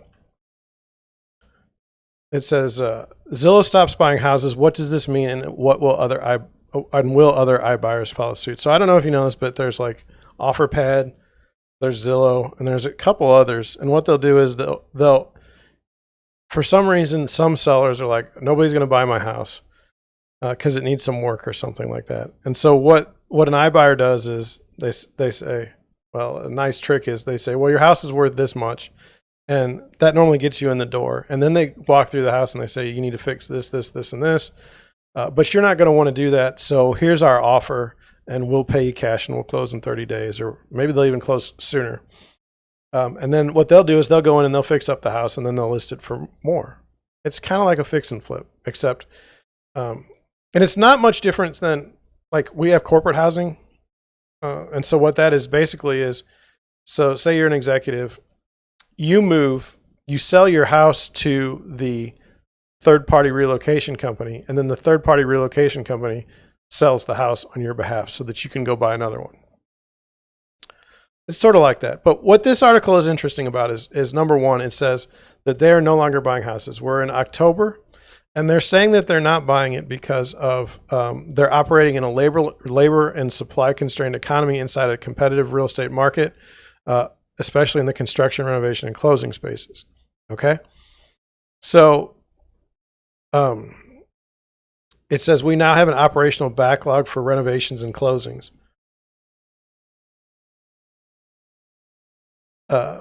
Pausing new contracts will enable us to focus on sellers already under contract and with us and our current home inventory. So they're saying, hey, we're not going to buy any more houses this year. And then that's Zillow offers. And then, so you got to understand, millions and millions of dollars behind Zillow right now. Okay. So they have no problems with cash. They're not going to go bankrupt. They're just absolutely fine. Then there's Open Door. That's another iBuyer. And then Redfin also does it on the they have Redfin now. The two other companies, the big ones that we just mentioned, they're still buying houses. But what I wanted to go over with you guys is, we've seen in the used car market that you have these intermediaries now. You have like Carvana, and I don't know the other ones, but there's like 3 or 4. And what they'll do is they come in and literally agree to, I think as long as the car is less than 10 years old, they'll set up the process to buy your car. Okay. And then they hold the car and then they sell it to someone else. But there's all kinds of money behind Carvana. And I have wondered, are these companies taking these homes just like they're taking cars and basically inventorying them? So taking up all the inventory, and is that what's causing our problems with housing? Is that what's causing our problems with automotive sales? It's not the BlackRocks of the world that are buying, the institutional investors buying up homes and keeping them, in my opinion.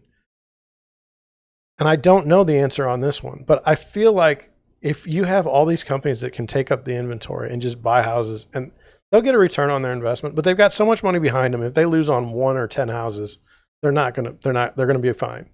Okay. But if they've got, like this article says, they've got a backlog of homes that they can't get to right now that they need to fix up. And this is just one of them. The other 2 say they're fine. But with that backlog of homes, that's inventory.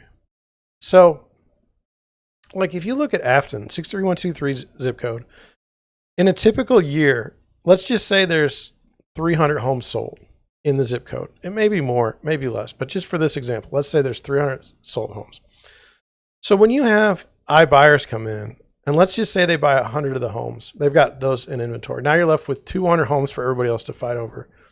It changes the dynamics of the marketplace because you no longer have a single family home owner selling to a single family home buyer. You have an institution with nearly limitless cash, able to buy a home and sit on it for as long as they need to turn a profit. And even if they don't turn a profit, they're fine on volume. Now, are they taking 100 homes in a zip code? No. But they're not the only ones. There's 3 other ones. So there's a lot of inventory being taken up. And I believe that this could be one of the reasons why the housing market is so terrible for buyers, is because the inventory is being taken up. Doesn't mean that it's not going to come back. I mean, all those houses are going to come back on the market. It's just the issue of taking up the inventory. If you have less supply with a tremendous amount of demand, you're going to have a problem. And I feel like that's what this could be. I don't know. I have no basis from which to no numbers from which to pull from. I'm just saying this could be an issue. Now you say, well, okay, now that you've identified an issue, is there a way to stop it? I don't know. I haven't gotten that far. Just know that the market is a little bit unnatural in a sense, and this may be a reason why.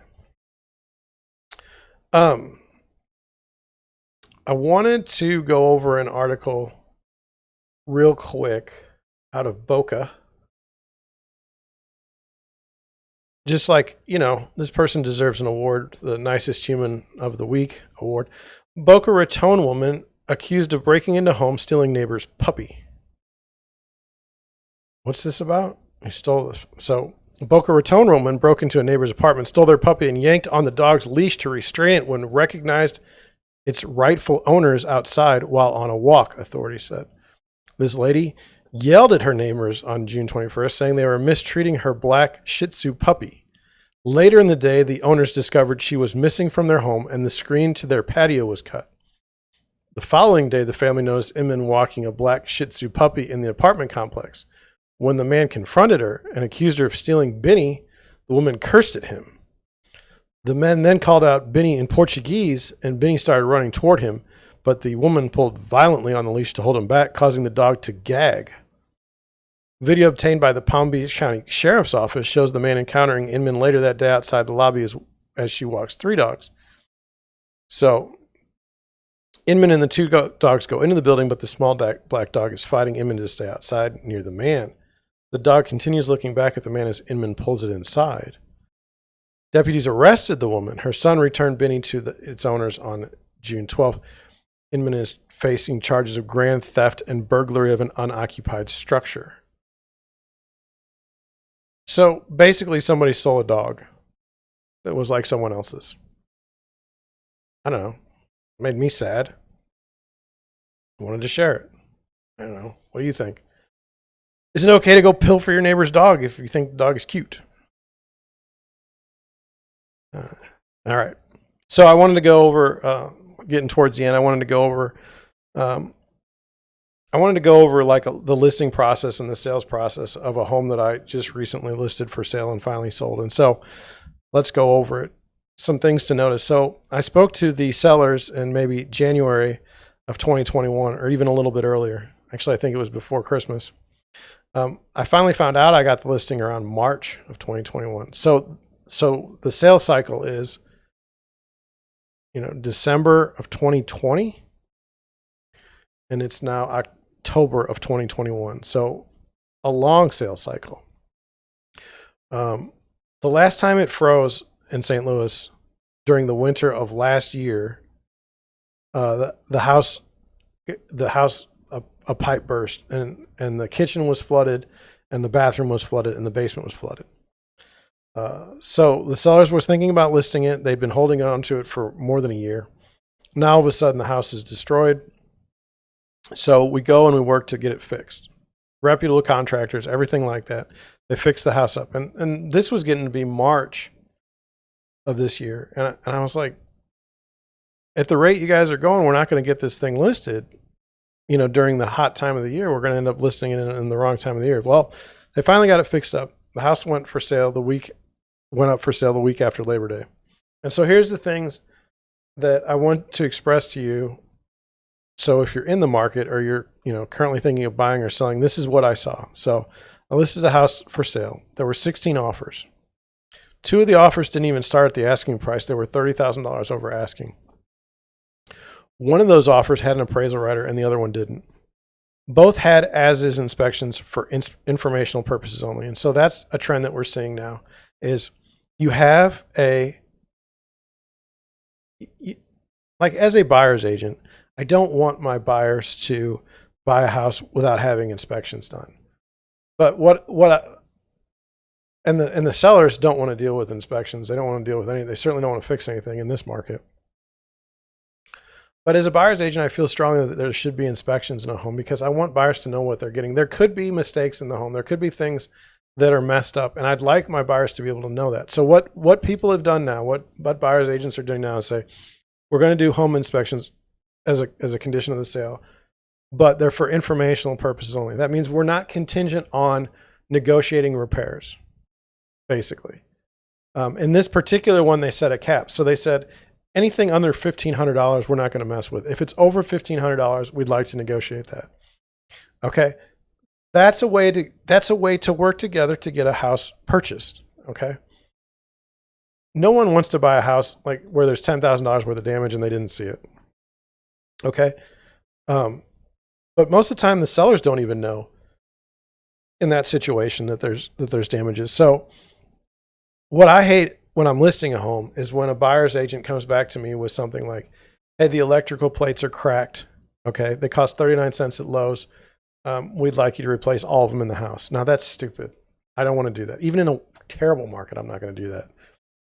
Or they say there's a safety issue and then it's not provable. We've talked about septics in the past, like, oh, your septic system is out of code. Well, it's probably been out of code for 20 years. I'm not fixing it. So, that's something to look into. Anyway, we got a situation where it was inspections were for informational purposes only. One had a lot of earnest money, the other one didn't. So one was in it like $5,000 earnest money. Another one, sometimes they call it like an escrow fund. Another one was like $2,000. So basically what that means is how committed to you for this deal or on this deal. So one was, $5,000, that's good money. The other one's like $1,000. So like, let's say you wanted to buy a house and you didn't close on it. And the only thing you lost was $1,000. Well, that doesn't show your commitment to buying the house as much as $5,000 does. So that came into play. The appraisal didn't come in and it wasn't even close, even though there were at least 12 other houses that were smaller and sold for more money.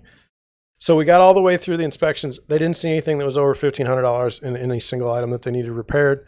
That was great. The appraisal doesn't come in. So now the house is no longer contingent on the appraisal. Now, in my appraisal writer reading, just because it doesn't appraise doesn't keep the buyer and seller from going forward. Either they can negotiate a lower price, the buyer can walk away, or the buyer can pay the difference.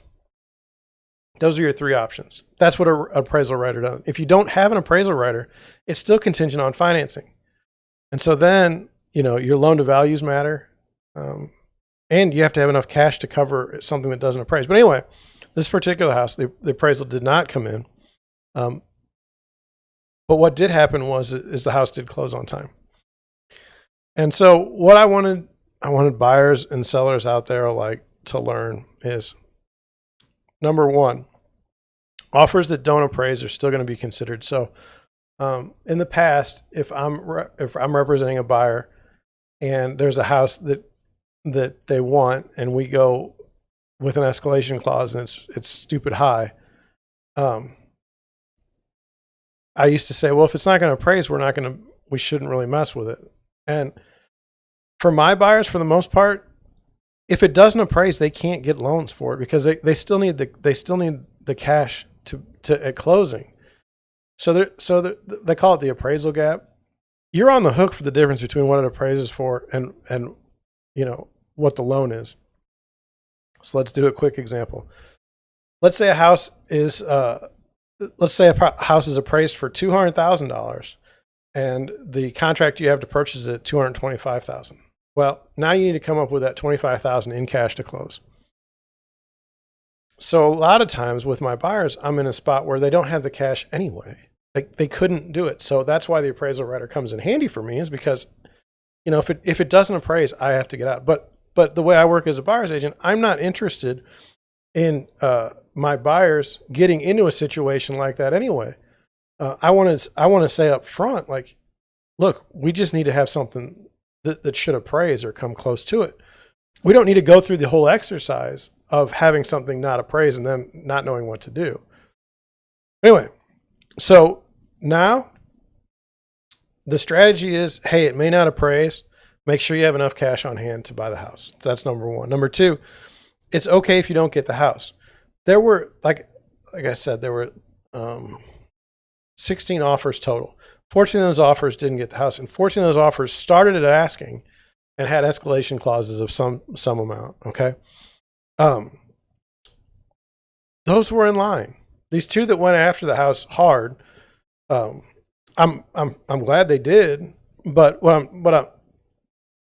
those other agents, the 14 that didn't get the house, in a normal market should not be ashamed. They did what they were supposed to do. It just wasn't going to work out.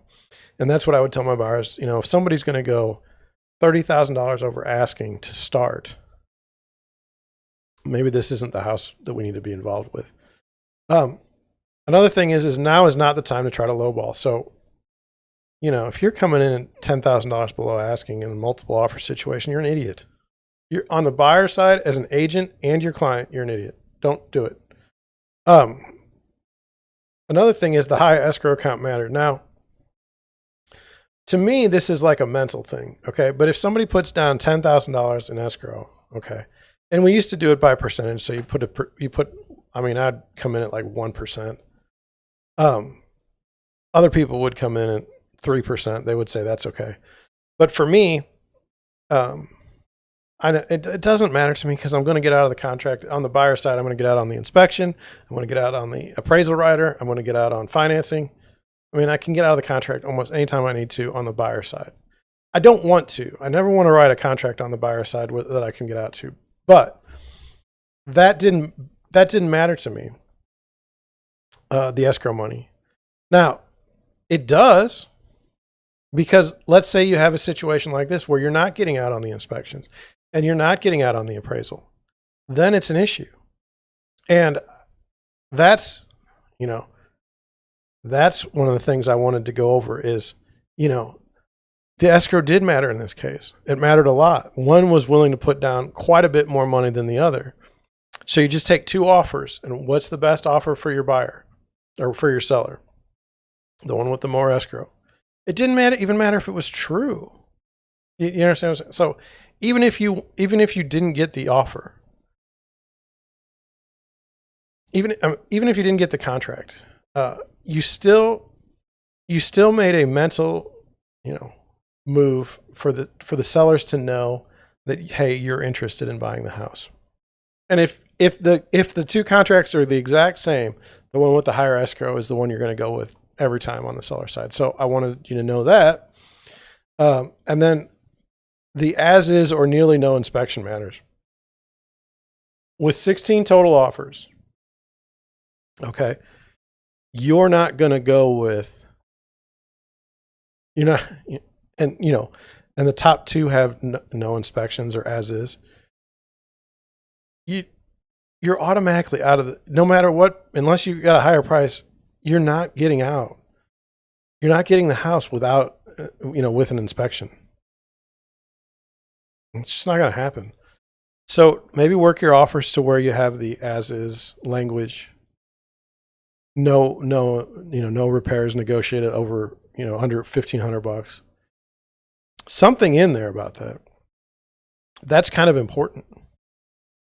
So that's what I have on that. So anyway, do I have other things? Yeah, one thing I wanted to go over before we go out, and it's just one article, and I will set it up like this. We in real estate in Missouri, I think after the age of 87, you're no longer required to get a real estate license if you've had your license. And I wanted to go over this story. I always thought that was funny because it'd be like I'd be damn near dead. But this story out of Washington, at 90 years old, realtor Pat Kenny sees no reason to retire. Veteran broker has been in business since 1953. Think about that. Been in real estate agent since 1953. It's 2021. He says he's never seen the residential housing market as hot as it is now. He said the present market even exceeds the strong markets of the mid to late 20th century. That was a small thing compared to what's happening now. And then he talks about what was smaller was the amount of paperwork required for a property owner to list a residence for sale and a homeowner to buy it. 40 pages to fill out to list a damn house. It's ridiculous. And so it just goes through. And even in my time, like to list a house, it used to be 4 pages and now it's 8. Or I'm sorry, it's 6. And the purchase agreement is just, I mean, you can be, well, the seller's disclosure alone is 6 pages. The agreement to purchase is 10 pages, so you're at 16, and then you're going to have your riders. You're at least 20 pages. But anyway, it's cool. 90 years old. Can you believe that? So anyway, I wanted to end on that. Congratulations to that guy. 90 years old and still doing real estate. So with that, I'm going to head out. Hope you enjoyed it. I'm enjoying the chats. It was nice to have some interaction tonight. If you have an idea for an article, if you have anything you want to discuss, go ahead and put it in the chat and we'll go through it. But I'm going to end on that. I'm going to be intrigued by